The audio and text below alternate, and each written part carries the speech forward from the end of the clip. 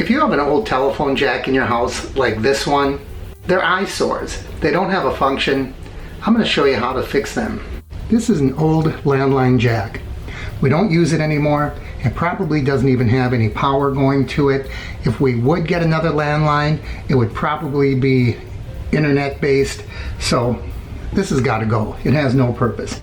Now, if you have 2 screws on yours, you'll start by removing those screws. In my case, it's got a little cover on it.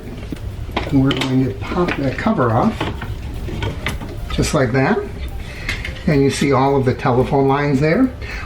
We could unscrew all of these wires, but there's probably no power going to it. If there is, it's probably less than a flashlight battery. So I'm just going to take this off and cut the wires. So that's what it looks like inside. So you can see there's even wires already wrapped around here, not serving any purpose. So I'm simply going to take a wire cutter and I'm just going to cut those. Actually, I'm going to make it simpler. That's how easy it is. I did it with the scissors. Now it's a simple matter to tuck that inside. I'm surprised at how loose this box is. Then I bought this at Lowe's. It cost me 98 cents. And this is a plastic cover that's going to go over that. It's going to look a lot neater and cleaner than what we had there. It does come with 2 screws, and these screws will screw into those 2 holes on the box. And then just screw them in place. Look at that, nice and clean and neat. Looks so much better than what we started with. And if I ever need to use it again, those wires are still in place. But what about this? I can't just cover it up.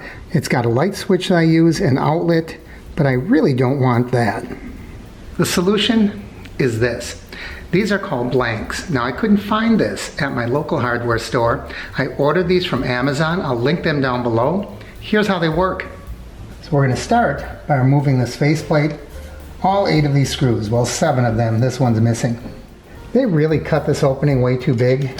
Look how loose that is, and that's because these prongs here don't have anything to push up against. So I'm just going to remove those 2 screws and pull that out much the same way we just did.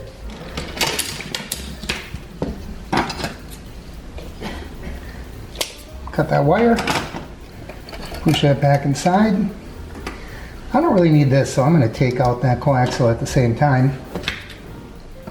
We're just going to tuck that inside. That way we can still use it in the future if we have to. These 2 I'll keep in place. Now, sometimes you can find a plate that just has these closed off. I found a plate that had 3, but not 4. So what we're going to do now is put these in place and then screw it back on. They even made this easier. There's another way to do it, because I just realized that these holes have threaded inserts. So all I had to do was screw that right in place. So put it in place like that, and then screw it in. And I realized why that one was missing a screw.